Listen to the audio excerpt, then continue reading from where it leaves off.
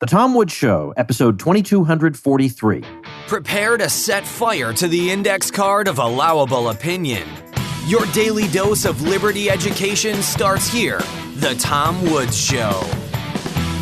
Folks, if you enjoy the Tom Woods Show, it's time to go to the next level. And next level Tom Woods is libertyclassroom.com. This is where my friends and I teach all the stuff you did not get in your conventional education. History, economics, and more, the way it ought to be taught, with all the content they left out or distorted. Check it out at libertyclassroom.com. Hey everybody, Tom Woods here. Hope you had a nice Thanksgiving. Very glad to be joined by our friend Dave Benner, who I think is making his very first appearance on the Tom Woods Show. And he is the author of a brand new biography of the very, very interesting historical figure, Thomas Paine. The book is Thomas Paine, A Lifetime of Radicalism. Welcome, Dave. Thanks, Tom, for having me on the show. This is an absolute honor. Well, I'm thrilled to talk to you. First of all, this is a massive undertaking, and it must have been a labor of love. I can't help asking a kind of meta question, which is, what led you to do it? Why Thomas Paine? Yeah, well, there's so many interesting things in Paine's life, so many interesting avenues and facets and places he was around the globe making headway in many different areas. And you know what? I feel like some of the existing historiography of the Paine works out there, falls short of telling the whole tale in some regards, especially in regards to some of his most radical political beliefs, his beliefs on religion, things like that. And also because there hasn't been really a great Paine biography released for the last, several decades. There are several good ones, but none of them put everything together in a way that I think emphasizes the ideas. So it was a 4-year labor of love, but I'm proud to say that it's coming to a close and I hope to get it out. Did you read the Eric Foner book on Thomas Paine? Yeah, Foner's work I've read his book on it, but Foner's work is better for, I believe, the actual writings. He compiled the writings in a 2-volume in which I've read every single writing. I hate to say I'm a masochist, I suppose, but yeah, Foner did great work on Paine. And though, Foner would have different beliefs than us on some things, he made some good contributions to the historiography. Yeah, that's what I thought, that even though I don't really care for Foner and I know I'm completely the opposite of him politically, I thought he did a pretty good job with Paine. Not as good as Dave Benner, however, because it is better to have somebody with the right worldview and stuff. Now, early on in your book, you make clear that this is not intended to be a day-by-day overview of all the events and features of his life. It's more a study in the ideas and how they unfolded through history. And I was glad to see that because that's exactly the kind of history I like personally. And I'm not saying that people who are different from me are stupid or anything. It's fine. We all have different interests. But for example, I just don't care about what kind of shoes did they wear in the 17th century or what hat was in fashion in 1850. None of that holds any interest for me whatsoever. Sometimes family members will say, we'll be traveling and they'll say, oh, you should go to the Cowboy Museum. And I'd say, oh my gosh, I would hate every second of that. And they wouldn't understand why. And it's because I'm more interested in the ideas. I'm interested in the ideas behind, I'm interested in Marxism. I'm interested in liberalism. I'm interested in these sorts of things. I just don't care about what boot somebody wore. It doesn't do anything for me. But that's okay. I know that is what other people love about history. And if it gets them into history, then that's wonderful. But for Paine, I too am interested in the history of his ideas. But let's start, nevertheless, with a little bit of his background, particularly his upbringing. Yeah, let's do that. So he was born in a town in eastern England, kind of small village called Thetford, grew up under the tutelage of a father that was a staymaker. So as a staymaker, he actually built the structural underpinnings of women's corsets. And let me tell you, some of his political adversaries would make fun of him for that. But, he was essentially raised as a Quaker. His mother, there's little we know of her, but she was an Anglican. But Paine was raised as a Quaker. He had many different interesting jobs as a young man. He was ironically once a tax collector, and he would be involved in what many people consider the most infamous tax revolt in human history, that being the American Revolution. Although I don't think that properly conceptualizes that, he was a tax collector nonetheless. He was also a privateer. So in my book, I write that, he was a privateer that served the interests of Britain, the government he later condemned, his native government, in pillaging French ships, the nation he once helped nurture later. So that was an ironic facet. He also spent some time trying to follow in his father's footsteps for a while. Did not work out for him. And yeah, he spent most of his time as the tax collector in Lewes, a town in southeast England, where he inspected cargoes. And his first writing was actually related, his first kind of long writing was related to his tenure as an excise officer. I guess the things that people know Paine the best for, though, really almost all Americans will know, well, I hate to say almost all Americans, some Americans will know about the Common Sense pamphlet, and maybe somewhat fewer will know about the Rights of Man. Would you say those are the two things they would be most likely to know about him? Absolutely. Those are the two. Okay, so if you wouldn't mind, let's go right to those. So Common Sense, I don't think there's anything wrong with the standard view of this, which is that his pamphlet, because I think George Washington even said that his pamphlet was changing the minds of men. And he was an early supporter of independence, and he made arguments in there in favor of independence. Do you think the standard telling of this is correct? It's basically correct, though I think that the standard narrative only scratches the surface and doesn't get into some of the philosophical arguments within Common Sense. So just to set the stage and how extreme this was at the time, the First Continental Congress had passed the Olive Branch Petition, which essentially called for reconciliation with Great Britain. There wasn't many people calling for outright independence in early 1776, but Paine wrote Common Sense at the end of 1775. It was originally going to be called Plain Truth, and basically it had an incredible appeal with regular people. And the reason for that is that Paine, in a deliberate fashion, he decided to use what was called vulgar terminology. So he was using terminology not considered profane, but that would be more colloquial. So what I would compare this to is like construction workers and how they would talk like compared to, say, the business world. But Paine made such arguments as that, this is essentially a constitutional crisis. This is not just a minor kind of extension of tyranny into North America. This is, something worth fighting. And the only recourse for people to have is outright independence through secession. And that word didn't exactly exist back then, but that's what he called for.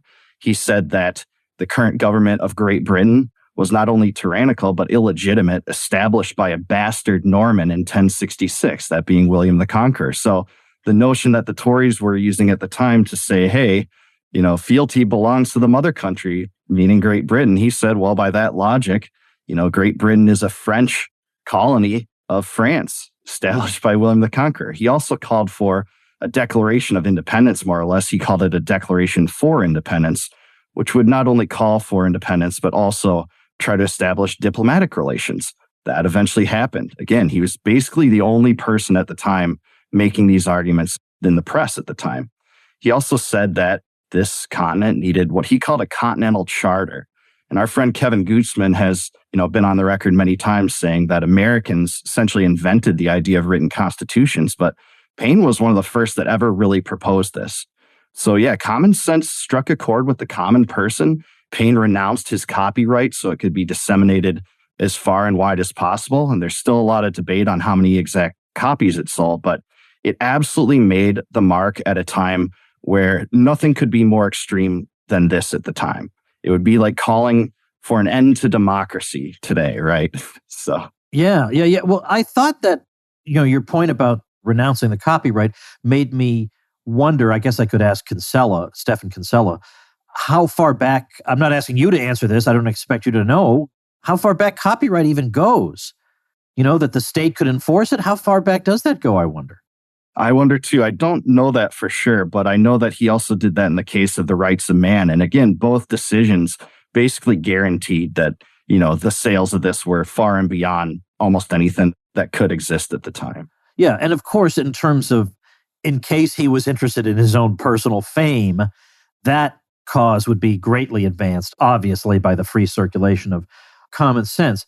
I want to skip ahead just for a second because I want to ask something that, and maybe I glided over it, but I could have sworn I read somewhere that later, in the 1790s, you can find Paine advocating for one form or another of a welfare state. Have I imagined that, or did you come across that? No, it's absolutely true. I'm so glad you asked this because it gets into the part of Paine that it's not laudatory, right? So Paine, in the second part of the Rights of Man, basically called for the welfare state in germ for the first time in human history. So he called for relief for the poor, relief for the elderly, essentially the underpinnings of the first progressive income tax in Western civilization, essentially, and several other public works projects. So, keep in mind in that time, Paine had said, England's system of taxation is onerous and it's particularly harmful toward poor people. And that's of no doubt. But Paine really proposed these things about 100 years before, Bismarck ever even put one together for the first time, in Europe. He also called for a proto-UBI scheme that would be assessed via a land tax on cultivated land. So like Locke, he believed that all property was kind of given to mankind in the commons. And by combining your labor with those resources, that was property in the first case, right? But where he kind of went away from Locke is he believed that all that property, still a part of it, remains with the entire populace. So on that basis, he proposed for there to be like an annual stipend given to individuals from that. And I hate to say this, but I think Andrew Yang, and I'll never say this about anything else about him, but I think he was right in saying that there is kind of precedent in what Paine said in as far as modern UBI schemes. Okay. All right. So there is that aspect of Paine. Now, obviously, there are wealthy people who have favored the welfare state. So I wouldn't say that it's necessarily Paine's own experiences with money or the lack thereof that was the motivator. And of course, we couldn't know that anyway. But I do secretly wonder if some of his own personal struggles, where to the point where he had to write to friends to see if they would help him out, might have had some influence on this. But of course, we can never know that. Indeed, I think he does imply that in several ways, if not directly, through his actions, as you say. Yeah. Another thing I love about him, I have to say, is his turns of phrase. I mean, this is not somebody, he doesn't write like William F. Buckley Jr. He writes like Murray Rothbard, not Man, Economy, and State Murray Rothbard, but like Rothbard giving a speech kind of thing. Very, very provocative. So you share a passage where he talks about his reaction to the honorifics we give to people in government. And he thinks this is such an absurdity. You're the right honorable so-and-so and the honorable. And he just thinks it's so weird. Yeah, the honorable plunderer of his country, if that's what you want to call it. I mean, that's great. His punchiness is, to my mind, the strength of his arguments, to be sure, but that punchiness makes him so memorable. Absolutely. His radical streak and his irreverent streak are the two most defining characteristics of Paine. And I just want to leave you with an anecdote that kind of shows it. He was basically tried in absentia and sentenced to execution in England for breaking kind of their sedition laws. He was tried for seditious libel against the monarchy because he essentially called for an outright end to it. But as he was departing the country upon the counsel of several friends, including the famous poet William Blake, he wrote to the Home Secretary. Now, the Home Secretary of Britain at the time was involved in law enforcement. And instead of the typical valedictions that you see at the end of 18th century letters, his said, "I am most certainly not your most obedient, humble servant." So if that doesn't show Paine's wit, I don't know what else does. Yeah, absolutely. Let's talk about that, maybe the first part then of the rights of man before it gets to the other stuff. First of all, what's the context of this work? And then what are the main points he wants to advance? Yeah, so the context was Europe was swirling with different sensibilities regarding the legitimacy and the efficacy of the French Revolution.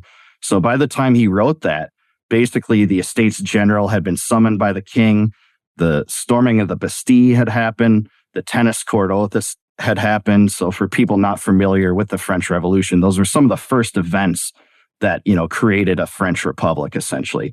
Many people in Europe were of the mind that this is a natural extension of liberty. This is, necessary to bring down this systematic treachery that was monarchy in Paine's mind. And one of Paine's good friends at one time, by the name of Edward Burke, very famous parliamentarian, took issue with this. He said that this threatens the stability that the monarchy in France offered. And not only that, it was filled with bloodshed. The people that basically established themselves as the new National Assembly would act erratically, and eventually this would end up in a military dictatorship. Now, he was actually right about that last part. Yeah, Edmund Burke was a soothsayer in some ways. Yeah, but Paine was saying, how could someone so dedicated to liberty as he knew his friend Burke to be for his essential support for the American revolutionaries be so wrong on this? Because to Paine, every person had the right to alter or abolish their government. And, that wouldn't always be easy in every case. But he thought Burke's arguments about the monarchy and the stability, and especially Burke's contention that only the original kind of generation that established the social contract could make such decisions, and all successive generations had to be bound to it. Paine thought this was actually a form of slavery. And not only that, he said that, the violence that occurred in the wake was mostly defensive because the king was trying to galvanize and align different royalist factions around the new National Assembly and try to put an end to it kind of through coercion. And, this is what happens to confront what really is a malignant entity, being the French monarchy. And he actually didn't take that much issue with Louis XVI. And we can segue into that if you want. It is interesting to me that Burke writes his reflections on the revolution in France before the end of 1790. And so maybe this is also part of why Paine is so incredulous. He's writing at a time when probably the mildest phase of the revolution has occurred. Certainly we're nowhere near, the terror. We're not near that part, or the September massacres. Like, none of that has happened yet. And yet he's already claiming that this is going to lead to disaster. Yeah, I can imagine some people not being convinced by that and thinking this is a salutary move toward political liberty. And so, I'm kind of a Burkean on the French Revolution, but he was so far ahead on this that I can understand why a Paine would respond the way he did. Now, as time goes on, though, and Louis XVI is executed, and then the more radical phase comes along, well, how does Paine change along with that, or does he change?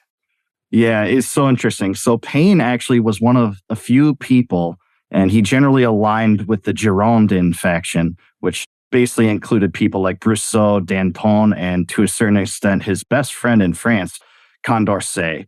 And he had actually pled with the assembly to spare the life of the king. He thought it would be a terrible example for this new republic in Europe, essentially the first one.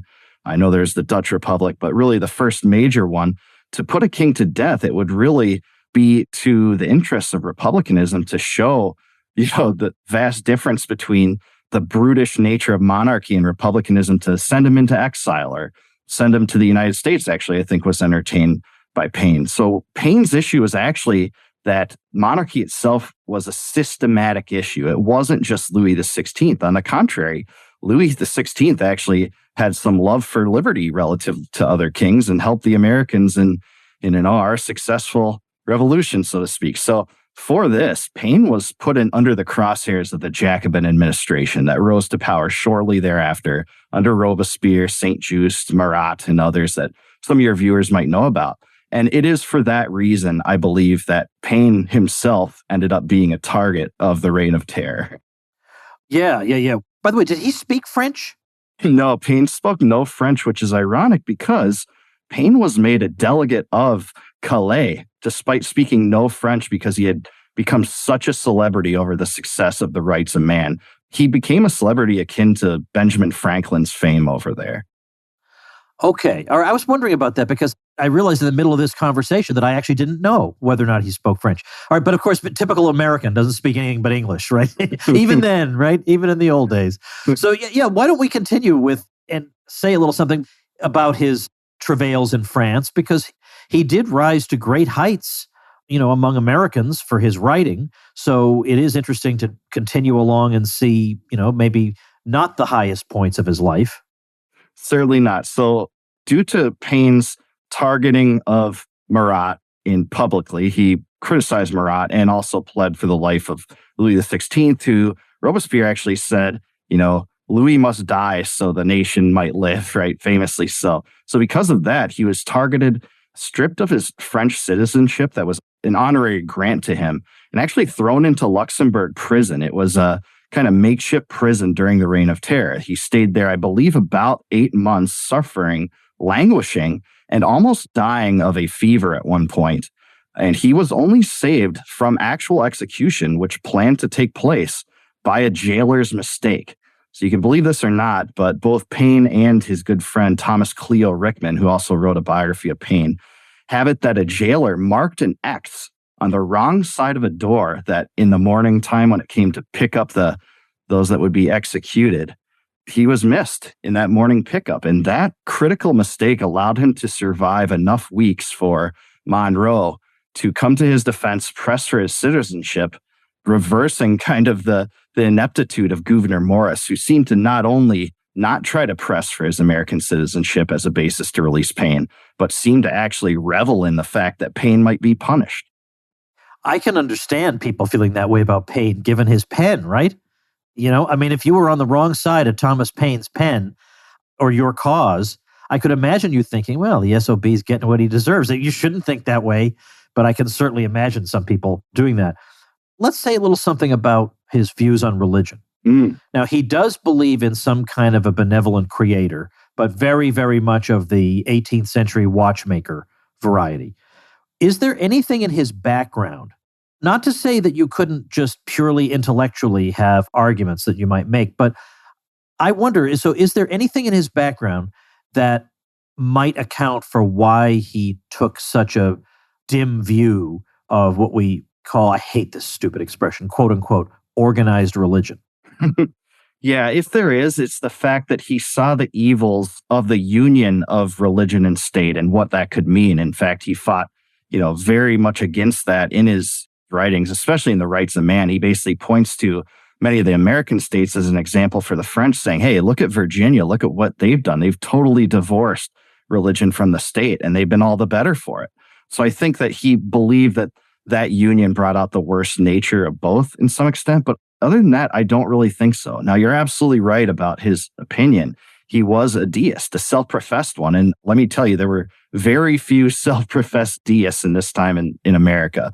The only other one I know of really is Ethan Allen. So yes, he believed in a single benevolent creator, a clockmaker, so to speak, that created the world and left it to kind of develop in its own direction. He believed that his duty was to do well to God's fellow creations, but he denied all the miraculous aspects of Christianity, all the prophecies. He called them hallucinations in no uncertain terms.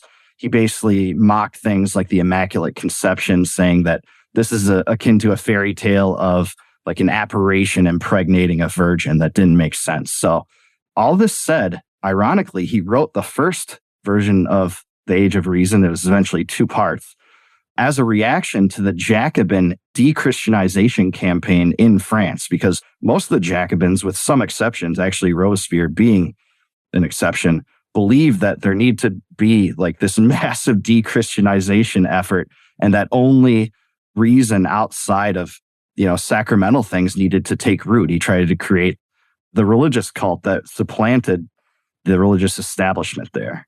Cult of the Supreme Being. Right. The cult of the Supreme Being. Hey. So a guy like Paine, he's radical on religion. He's radical in politics. He has nothing but contempt for hereditary monarchy or any kind of hereditary aspect in government. So then what does he positively favor if we know what he's against? Well, he grew up in a time where the aristocratic tradition and monarchy was so deeply entrenched that he was mostly against things. But I'll say that he was very much for universal suffrage. He was very much for hard money. In fact, many of your viewers, especially, the very hardcore libertarian ones, would like to know that Paine's book, Dissertations of the First Principles of Government, is essentially a treatise that it's just a pro-hard money treatise that should be read by every libertarian. So he was absolutely for that. He was for meritocracy. He believed in rewarding people that did well based upon their own efforts rather than through, hereditary distinctions and privileges and things such as that. And yeah, he was a good friend to many, a bitter foe to others. And, his nature and his opinions, both pro and con anything, basically lost him many of his friends. So he was a unique figure in a unique time. And most biographers say, my subject has to be viewed in the time from which they came. But I say in the book really directly, Paine was a man that far surpassed the time he came from, for better or worse. What do you think as a historian now yourself? What does history have to say about Thomas Paine? Why does it matter that he lived? Well, he rocked the political orthodoxy of 3 different countries. And I put it in my book like this. I say that we live in the product of Paine's most radical ideas. The idea that there would no longer be a monarchy was so unfathomable and so unheard of, as was the ideal that there just one day wouldn't be slavery in North America. In fact, Paine was an outright abolitionist, one of the most prominent from his time, something that's almost never said about him. He also, as I kind of mentioned before, really believed that any sort of religious establishment had to be disconnected from the state for freedom of conscience to flourish, because ultimately then you were just a slave to what the state wanted you to believe. So all 3 of those things are so commonplace today that we don't even think about them. But in Paine's time, his sensibilities on those issues were so out of place. He would have been called an extremist, a radical, like, libertarians are today. So the book is Thomas Paine, A Lifetime of Radicalism. I've got it linked at tomwoods.com/2243.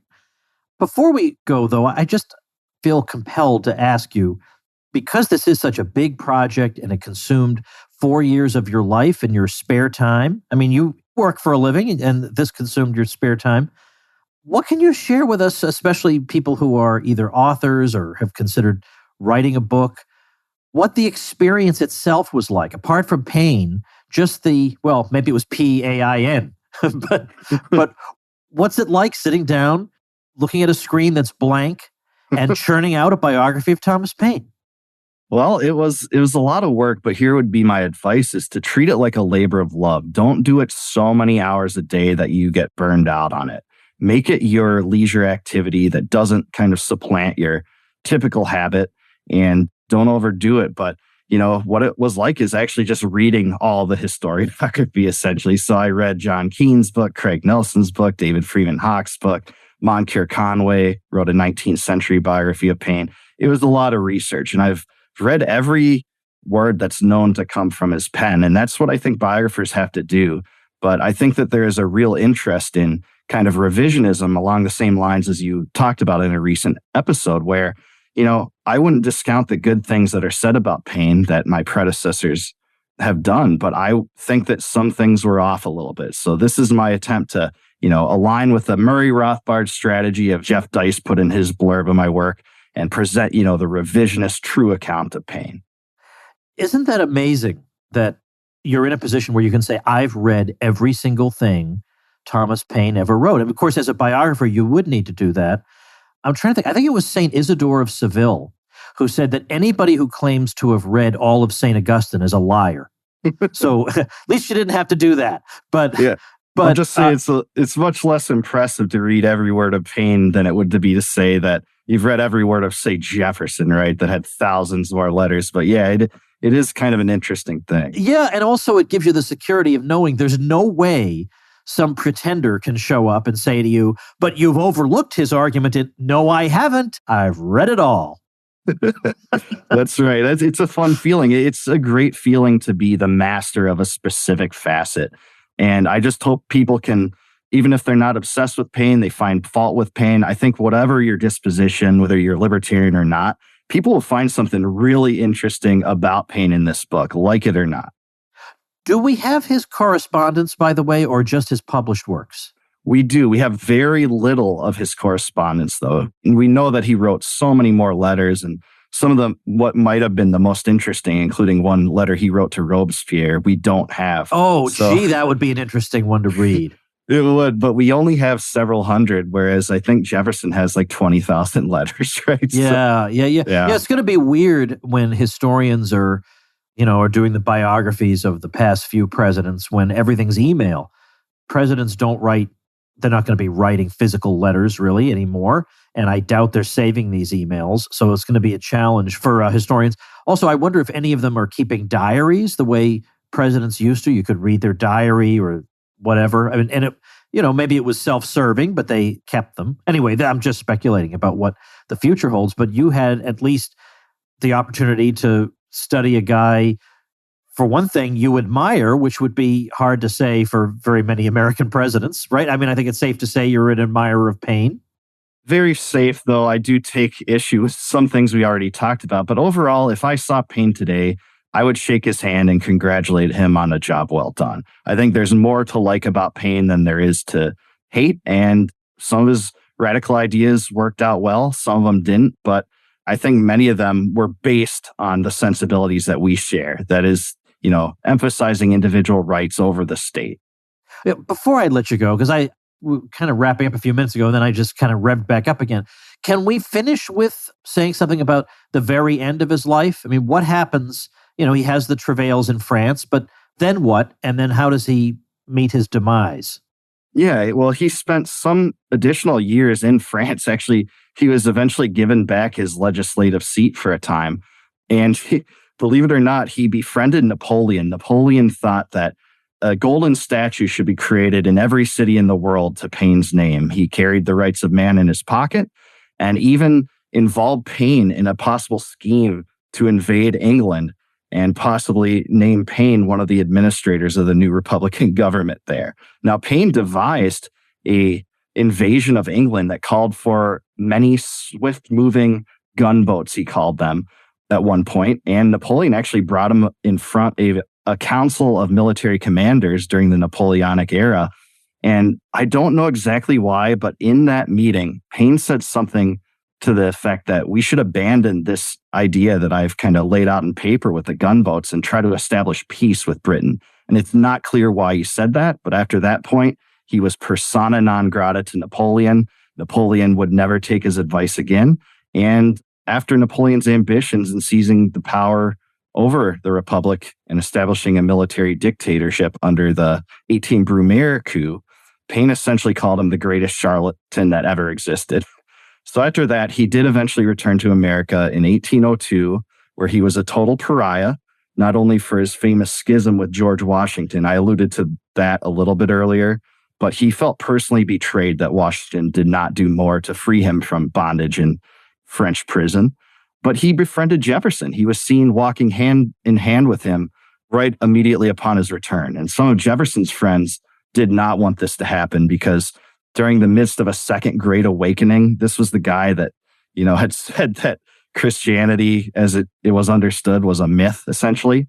And nothing could have been more from the reality of most people than that. He did not live in good health and in much wealth for the last of his days, but he did live to give enough of a trust to the Bonnevie children. The Bonnevies were a family that he lived with in France, and he brought Bonnevie's wife over to allow them to start a new life in America. But, he was kind of viewed as an outcast, treated as such. He did maintain friendships with a few people, but some of the biographies have this wrong because he really did have good friends despite many of the animosities amongst the Federalist presses, which we get some of the myths about Paine today.